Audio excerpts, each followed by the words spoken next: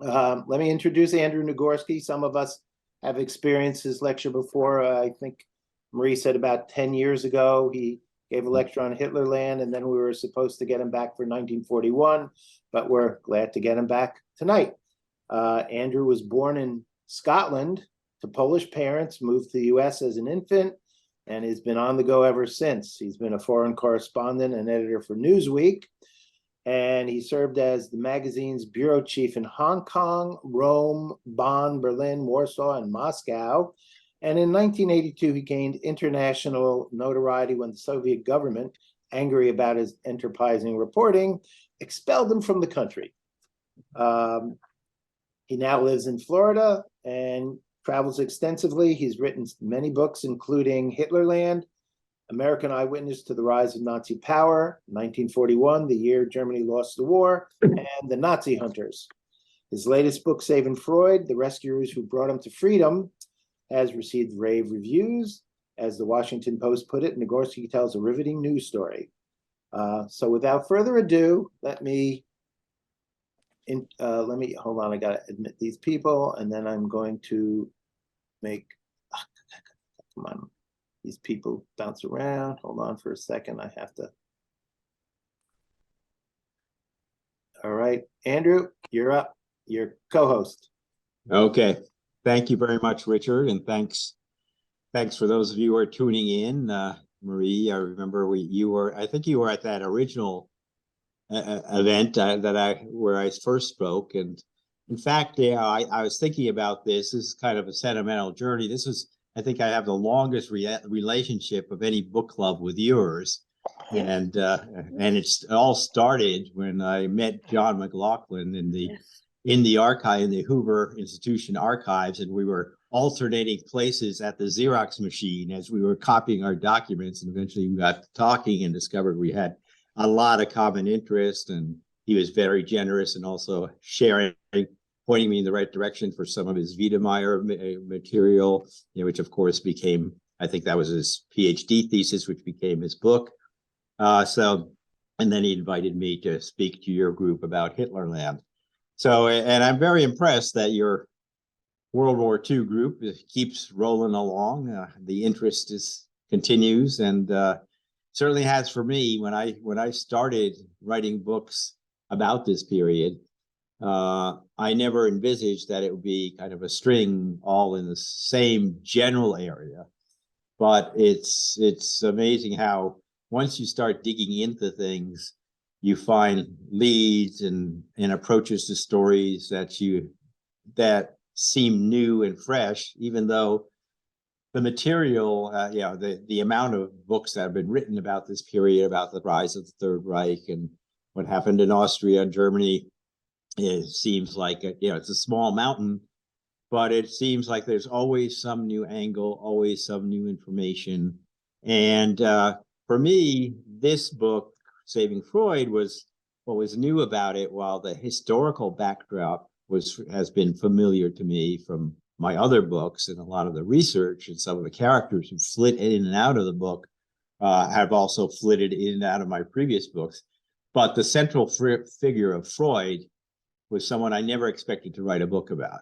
And, like many of you probably, I don't know, my introduction to psychology was just that, Psych 101 in college, nothing more than that. I was never particularly, expecting to pursue that.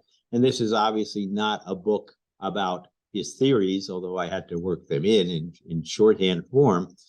But the more I began to explore his life, the more I became fascinated by the fact the man, his decisions or lack of decisions that went right up to the beginning of World War II. I think that's another thing that a lot of people associate Freud rightly with kind of this turn of the century, late 19th, early 20th century. He was born in 1856, but they don't necessarily realize that he lived until he was 83 years old in 1939. He dies in September, just as 3 weeks after the World War II starts. So it's a story about a man about the social forces, the political forces, the military forces around him. And then the other part of the story that was really intriguing for me was, aside from his personality and so forth, was this group of people who I call his rescue squad. There's a kind of an entourage of people who with whom he develops very close relationships, and then who at the last moment helped get him out of Austria after the Anschluss, not before the Anschluss in 1938, and arrange his escape. And some people say, well, yeah, this is 1938. The Holocaust had not started yet. Of course, there was rampant anti-Semitic policies by the Nazi regime, but not the full-scale Holocaust. They say, well, would Freud have been in danger? I think there's a simple answer to that question. 4 of his sisters who stayed in Vienna all died in the camps in the Holocaust. 3 died in the gas chambers. 1 died in starvation in Theresienstadt. So this was very much a near thing for Freud. And so that got me going on the story. And actually the first thing, it's always, when I'm in between books, I always have this, what I call my walkabout phase, where I'm trying to figure out, well, what's a good story to tell? What are new things that I can unearth and present a new perspective on people and events? And with Freud, the way Freud across my radar screen is, I was reading this lovely autobiography of Stefan Zweig, who was a very popular Austrian Jewish writer early in the last century. He was probably one of the most popular writers, certainly in the German language in Europe, but even beyond. And he was in Vienna, and he wrote this autobiography, in which he describes meeting Freud in Vienna and how intrigued by Freud he was, and how fascinating the conversations with Freud were. And then what happens in 1934, a year after Hitler takes power in Germany, Zweig figures out, listen, the whole neighborhood is going. This is not a place for Jews like us. And Freud, of course, was Jewish. He was not a religious Jew by a long shot, but he was identified as Jewish. He identified himself as Jewish. And he decided to get out of Vienna with his wife in 1934. And so his autobiography goes and talks about his journey afterwards, and then how he gets to London. And the next time the name of Freud pops up in his autobiography is when he is in London, and Freud has just arrived, and this rather harrowing escape from Vienna with some of the people who got him out. And that got me going on figuring out, well, first of all, why did Freud hang around Vienna so long? I mean, one of the intriguing things about the Nazi era is what people got right, what people got wrong, what choices they made or failed to make. And you would think that Freud, as someone who had such insights into the human psyche, would realize just how dangerous the situation was. And I'll get into that a bit later, but in fact, there are a variety of reasons why he did not want to see what was increasingly obvious. So this is a story about the man, the movement, and in the course of it, by the way, I had to do a little bit of an explanation of what psychoanalysis is, how he came to this discovery. So if you don't mind, I'll just light up a cigar. This is a chocolate cigar from the Freud Museum. But almost every picture you see of Freud is with this famous cigars, and that's pretty much what killed him in the end, came close to killing him. But his story of how he emerges, I found almost as fascinating as how he escaped, because we have this vision of Freud as this very cold, distant figure. He's iconic, and we all think we know something about him. But when I began to really do the research on him, I began to feel that he was much more of an interesting and complicated human being than he's given credit for. Now, here is somebody who went to the University in Vienna, studied medicine, and he very early on he was interested in neurology, he was interested in the human mind, and he wanted to find new ways of dealing with people with severe mental problems. With people like that in those days were simply usually consigned to asylums. And he started visiting some of these places. And he began experimenting with various things, thinking there must be a way to deal with this. And he began theorizing about the human mind and all of these ideas of his, like the role of the subconscious, the dominant role of human sexuality in our subconscious, of course, Oedipus complex and so forth, which now we take for granted, even though a lot of psychologists now say, oh, I'm not a Freudian. But the starting point is always with Freud's ideas. And these ideas were considered very revolutionary at the time, that we are not what we appear to be on the surface necessarily. We are a lot more complicated people than that. In fact, Freud had 6 children, and his closest relationship with his youngest child, Anna, who later became a famous child psychologist. And she recalled when she was about 14, how they were walking around a nice district in Vienna. And Freud said, look, you see these beautiful houses here? And Anna says, yes. He says, well, the facades may be beautiful, but that doesn't tell you about what's going on inside. It may be a very different picture inside. And in very simple terms, he knew how to present those kinds of ideas that really represented what psychoanalysis was all about. He first experimented with things. He wanted to find some quick fixes early on. He became, at one point, early on, he became convinced that cocaine was a solution, that it was a miracle drug. He'd read all these books about, and he wrote a paper on coca. And because he had a friend who had become addicted to morphine after having an injury, and he wanted to wean him off that, thinking cocaine might be a harmless alternative. Of course, that was not the case. Then he studied in Paris and studied hypnosis, but eventually he gets to what he called the talking cure. And being a guy who actually had a pretty good idea of branding, he eventually came up with the term psychoanalysis instead. Sounds much more serious. But he was quite an outcast at first. And getting back to, for instance, what I was talking about, materials for books and that John and I, for instance, were looking for in the Hoover archives.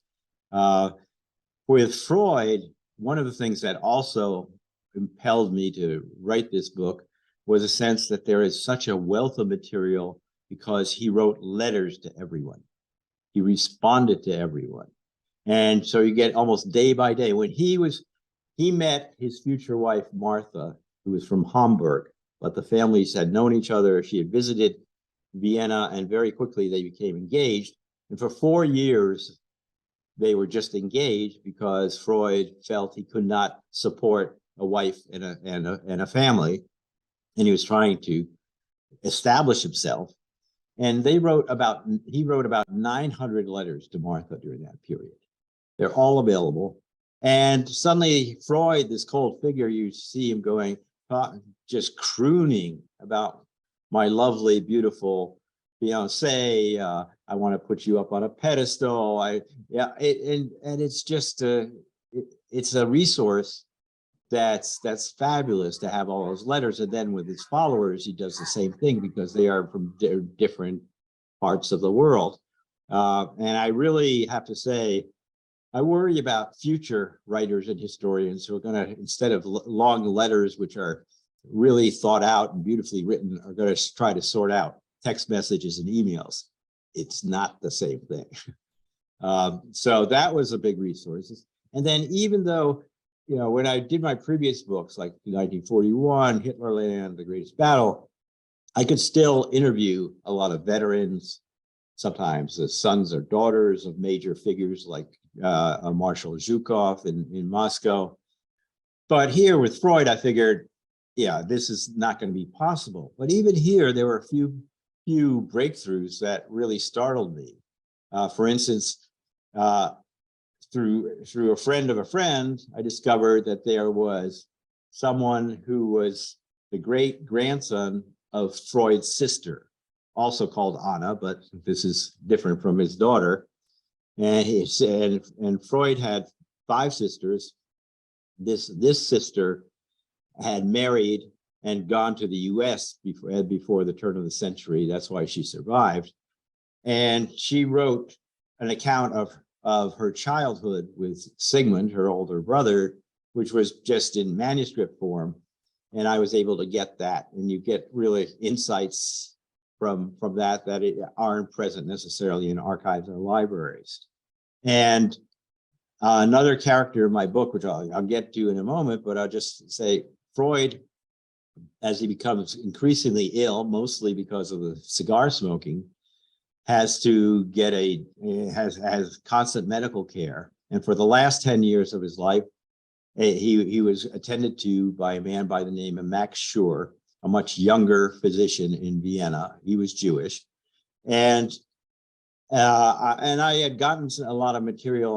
Max Schur had written a book about his relationship with Freud.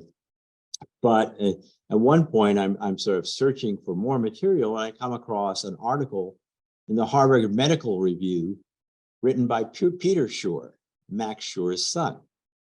And Max Schur wrote that my son was born in 1933, and Freud even gave him some commemorative coins. And so I calculated, well, this guy is close to 90. Could he still be around? He was listed still on the Harvard Medical School faculty. And I discovered in one of the Boston hospitals.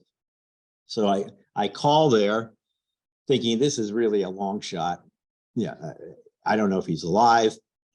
He certainly can't be still working there at 89 or 90, whatever it was. And I get the typical recording of a doctor's office. If you are calling about an appointment, please state your condition. What are you trying to be treated for? And I explain on the recording that I'm not a new patient, that I really want to speak to Peter Schur, even though about his father, even though I have no idea if he's around. And nothing happens for 2 days. I think probably that was really a shot in the dark that didn't work. 2 days later, I think, okay, I'll give it one more time. Same thing, I get the recording. And that evening, I get a phone call. Well, this is Peter Schur. I could talk to you about my father. In fact, I can give you some material I presented about his relationship with Freud at a special meeting of the Vienna Psychoanalytical Society in the 90s. So there's still leads out there. It's amazing from generation to generation. But so here's Freud battling his way to try to establish himself. And by the way, he was not hugely popular with, say, the Vienna medical establishment. He was seen as quirky. His emphasis on sexuality was seen as quirky. In fact, one of my favorite stories about Freud also has to do with the fact that he had an amazing sense of humor that would come out in subtle ways. And when he was 20 years old, the Vienna Medical School sent him to Trieste because there was a marine laboratory there. And one of the real conundrums for marine biologists was, how do eels reproduce? And he was sent there because a Polish scientist claimed to have figured this out and to have located their sexual organs, and say, could this be true? So Freud is sent there he dissects about 400 eels, and eureka, he finds them. I found the gonads. So there's a real irony in the fact that someone who was so intent on explaining sexual impulses and so forth makes his big lab breakthrough that way. And also, by the way, he's in Trieste, which is a port city on the Adriatic. And of course, that means there are, let's say, a lot of young women about. He's still single. And he writes to a friend, there are a lot of Italian goddesses I see walking on the street, but I don't approach them because I can't dissect them. It's sort of his shy way, a way of covering up his shyness with women. And in fact, he gets married, and even though he's such a revolutionary man in terms of his ideas, he is very traditional in terms of his own family. He marries Martha when he's ready, when he's finally started a private practice. They're married for more than 50 years. They have these 6 children, and he has very traditional and rigid habits in Vienna, which is also important in understanding why he did not want to believe that the rise of Hitler next door would eventually endanger him. His life was so ordered in Vienna that he just didn't want to consider a change, particularly as he got older, and particularly as he was getting sicker. By 1923, he had his first operation of the jaw because of his smoking, but he still refused to stop smoking cigars. He said, "Yeah, in order to think, I have to smoke. If I don't think, I can't write, and I have to write, and I'm always writing." So he really resisted that and paid the price. And so what happens, he's still ensconced, he has these very rigid routines. He may be a revolutionary thinker, but he's very skeptical of revolutions, by the way. Some Americans come through talking about how wonderful the Bolshevik Revolution was, and he sort of cuts them down to size pretty quickly. And he is intent on just try to continue developing psychoanalysis. And in that, he develops this network I'm talking about early on. One of the earliest people, there's Anna Freud, who I mentioned, who becomes not only the one child who never leaves the house, who stays with him all his life.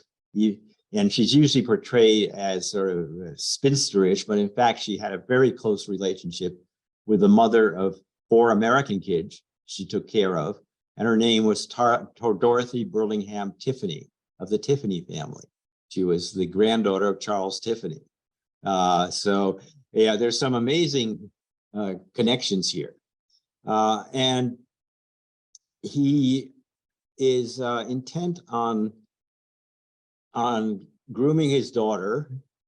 He actually psychoanalyzes herself as part of her training, although later he says this is not a good idea for a parent to psychoanalyze their own kids, but this is early days of the movement.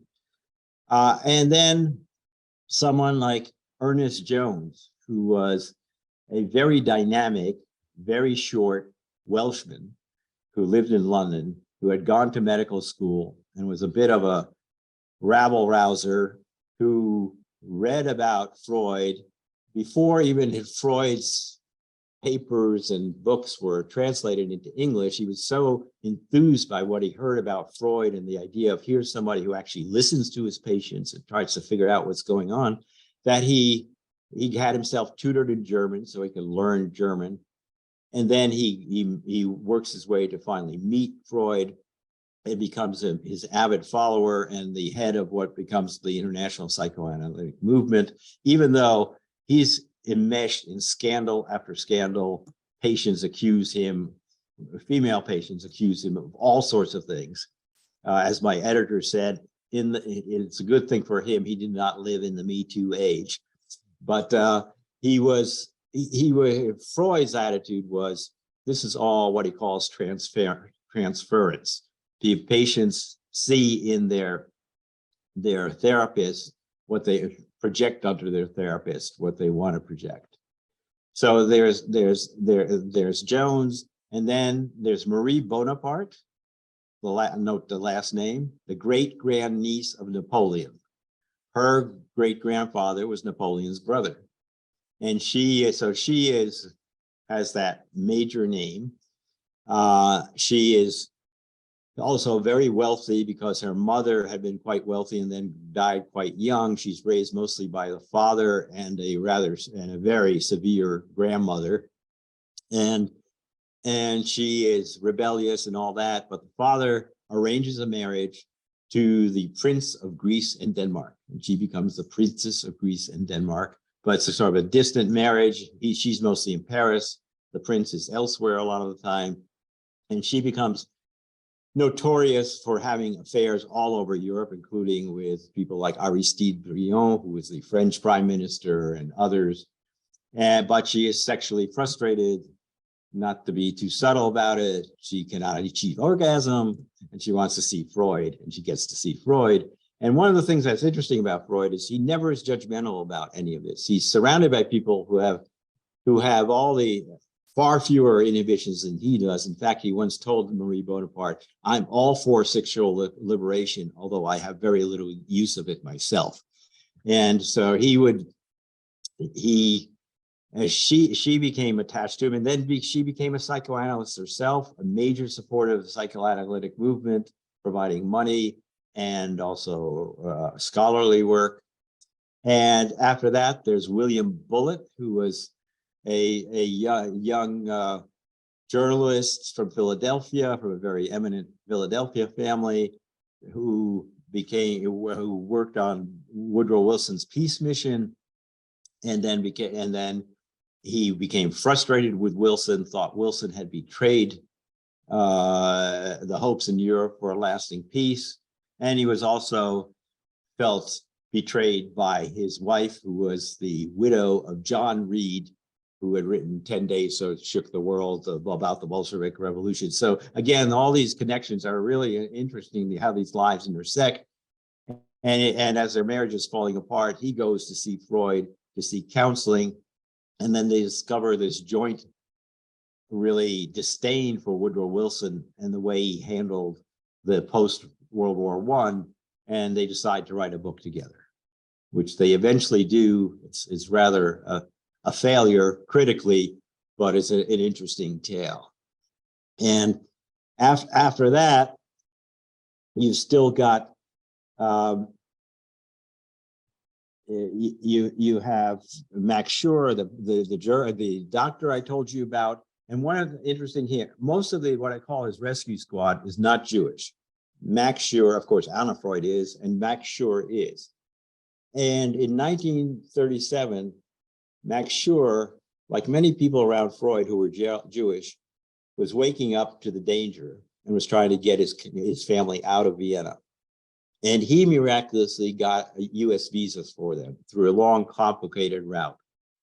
But then, because Freud was not leaving, he refused to leave. And he said, "I have made a pledge to Freud. I will care for him to the end of his days." And it was clear that there wasn't that much time left. And so he took the risk of staying in Vienna with him. So the dedication of these people is astounding. And so this whole saga happens. And then Freud, who all along had been hoping that Austria had a fascist government in the 30s with ups and downs and coups and assassinations. But Freud believed that the Austrians would never be as draconian as the Germans. And in fact, the Austrian fascist regime tried to hold off Hitler and at one point banned the Nazi Party, which only infuriated Hitler more.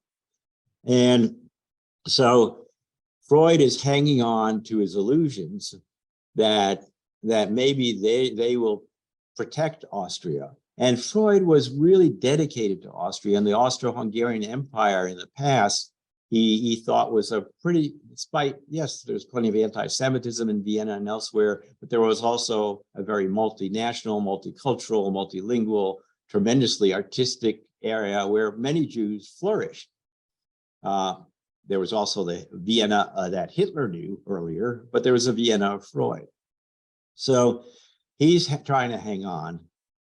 And then in March of 38, Hitler's had enough, and he sends his troops into Austria. And he sends his troops right into Vienna, and he holds his first rally almost within shouting distance of Freud's house and office. If any of you ever visited the Freud Museum in Vienna, that's where he was.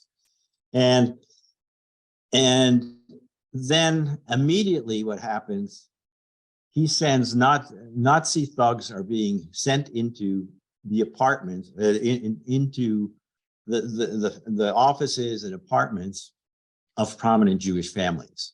Now remember, 1938 is not the full scale Holocaust yet, but the anti-Semitism is rampant, and it's obviously getting much worse. And what Hitler does at that point, what the local Austrian Nazis do, is assign one of their members to each prominent family. And obviously, Freud was one of those prominent families. He was not necessarily the richest, although he made a good living in his practice. He had many foreign patients too. But and these were people who were supposed to then figure out what these families had in terms of wealth and basically expropriate everything they could. And then it wasn't clear what they would do next. Would they allow them to leave? Would they not? It was very fuzzy at that point. And for me, one of the biggest surprises of the book was to discover that the Nazi who was given this job for Freud, who at first comes in screaming anti-Semitic abuse and all that, gradually begins to settle down. And there are long periods where he and his men are sort of looking through the books and everything in Freud's, all his belongings. And he starts reading Freud's work. And he's clearly impressed. It turns out this guy had been a chemistry student at the University of Vienna in the 1920s.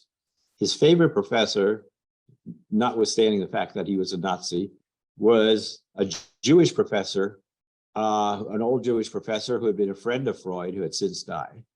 And it seemed to be a case where he began to see some of his old favorite professor in Freud. And he began to take a much more sympathetic tone. And at a certain point, when there were all these hoops to go through to get out of Austria, he found out some information about Freud that could have just put the kibosh on all of it, because Freud had foreign bank accounts, which was completely legal until the Nazi takeover. But since he had foreign patients, he had those bank accounts, but they immediately became illegal. And they tried to hide it. This man, Anton Sauerbach, found out about it.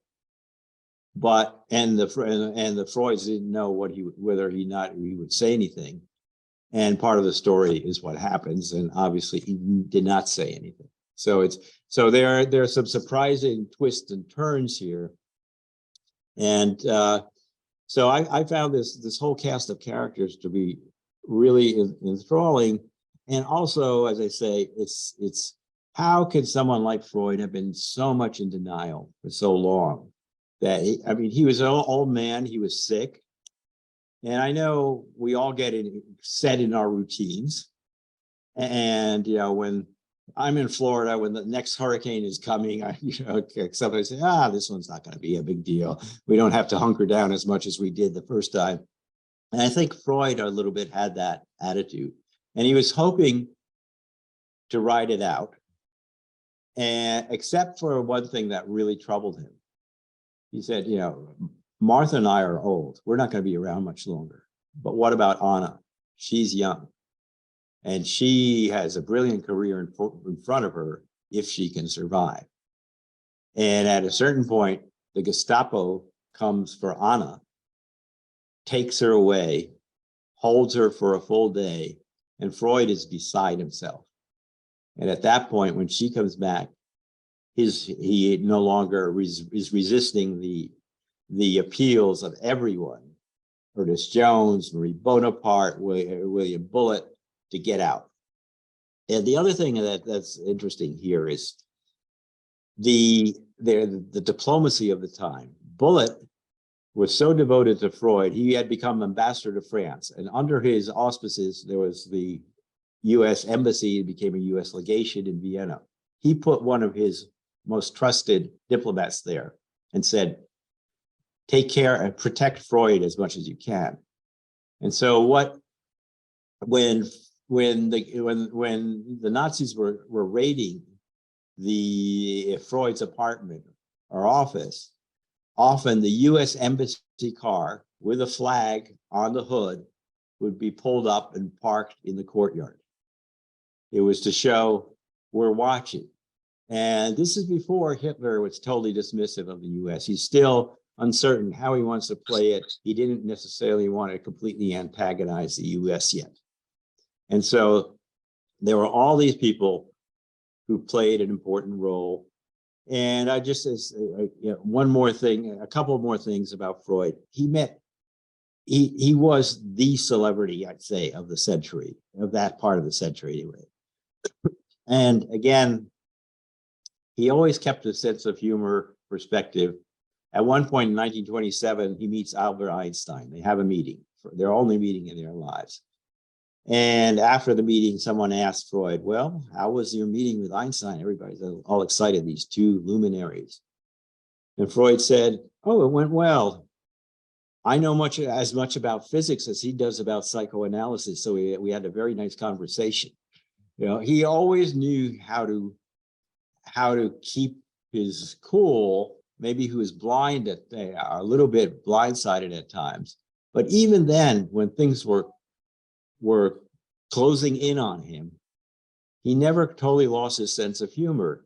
When he finally got, one of the things that the Nazis did was they basically asked for a ransom to get families like Freud's out. They called it a flight tax. And Marie Bonaparte provided most of that money. And at a certain point, when they'd gone through all those hoops, and Ernest Jones had managed to convince the British to give Freud and his whole family, and even some people associated with him, entry permits, which was a big deal in those days. Even someone like Freud, a Jew coming from Occupy already then Nazi Germany, the doors were not open, even to famous Jews necessarily.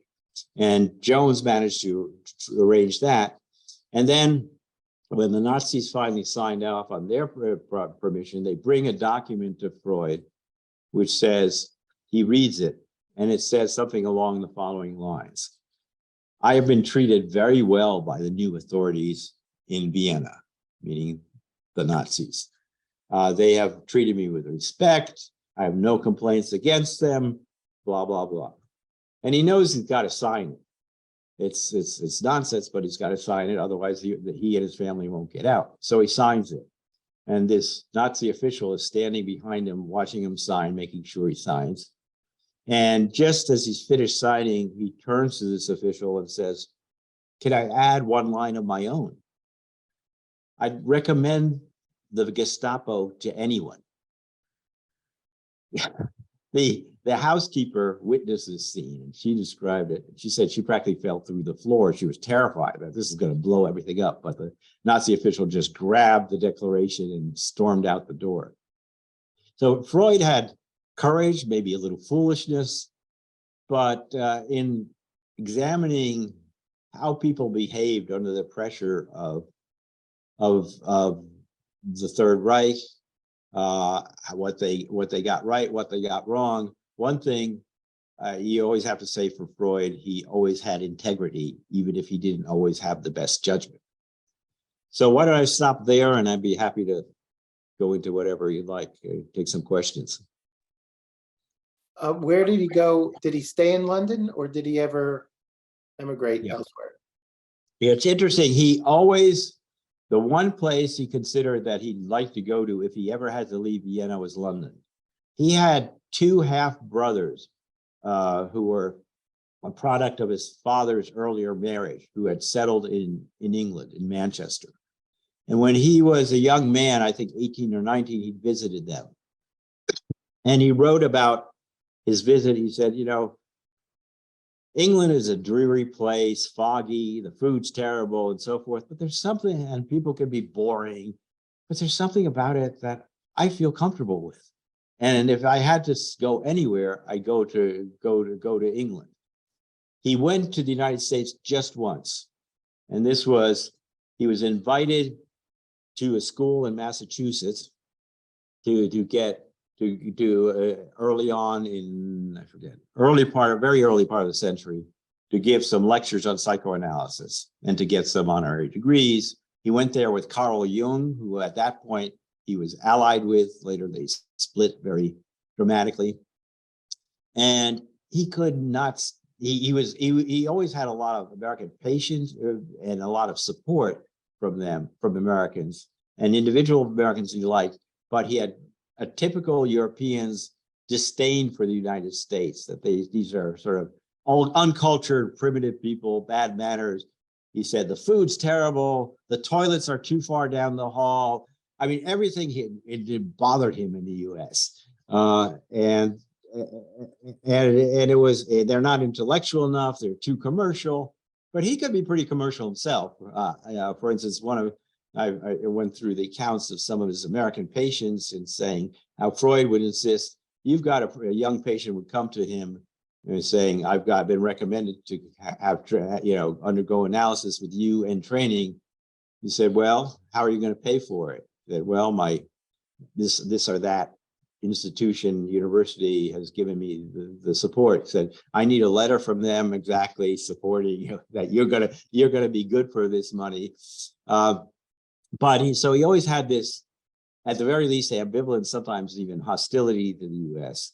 While England was a place he was much more at home with. And one of the interesting things is when he gets to England, by that time, his escape is sort of, his departure is a really big deal. And he arrives at the station in London by train, he and Martha and Anna. And there are a huge number of people there to greet him. And then there are all sorts of people coming to their first house, sending over gifts, well wishes, some asking for autographs, but mostly just to express their support. And he is overwhelmed by this. And he tells his brother, who comes to England, said, look, I'm a celebrity. For the first time in my life, I'm a celebrity. Well, that's not true. That was the first time in life. But in Vienna, people were much more discreet. They knew him. He was there. They didn't make a big to-do. The Brits made a big to-do. And they also made him an honorary member of the Academy of Sciences. And when they came with a book to his house, because he had a very hard time already physically to move around to sign it, he was really awed by the fact that he was asked to sign sort of the member's book on the page with Charles Darwin, who was, of course, one of his heroes.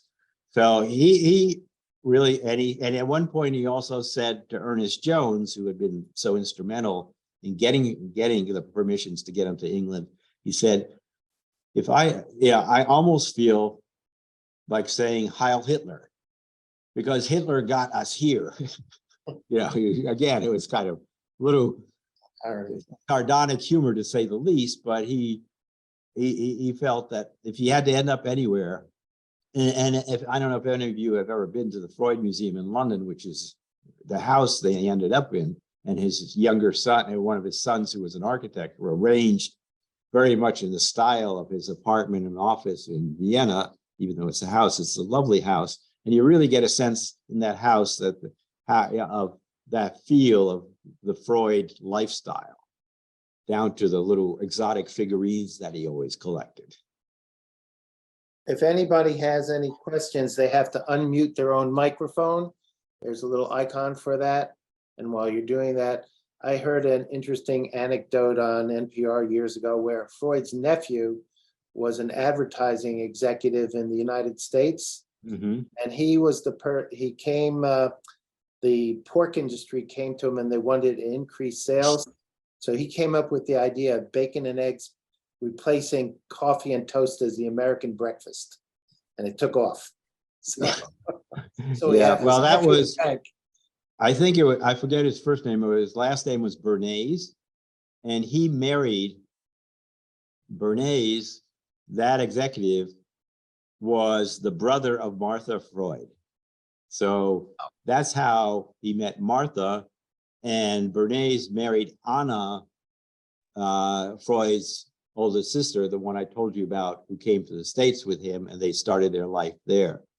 And one of the real things to trace the Freud family is amazing. You know, in London, of course, Lucian Freud, the famous painter, but the Bernays family, I recently came across that a grandson of Bernays, so a grandnephew of Freud, was an army colonel in World War II, who was involved in trying to decide. He was a lawyer, and he was trying to decide. He was involved in the decision what to do with the Nazi war criminals and how to try them, which of course resulted in Nuremberg. And he was so it's this guy Murray Bernays, who's a direct descendant of that guy that the original Bernays who came to the States was considered the father of public relations in the States, who really had a lot of savvy and PR and really put PR on the map. So it was quite a family. If anybody has any questions, now's the time to ask. Otherwise, we'll wrap this up. Going once, I feel like an auctioneer. Well, I want to thank you, Andrew, for a great presentation. Wonderful. Wonderful, thank you. Wonderful. Thank you very much. Thank you. Thank you.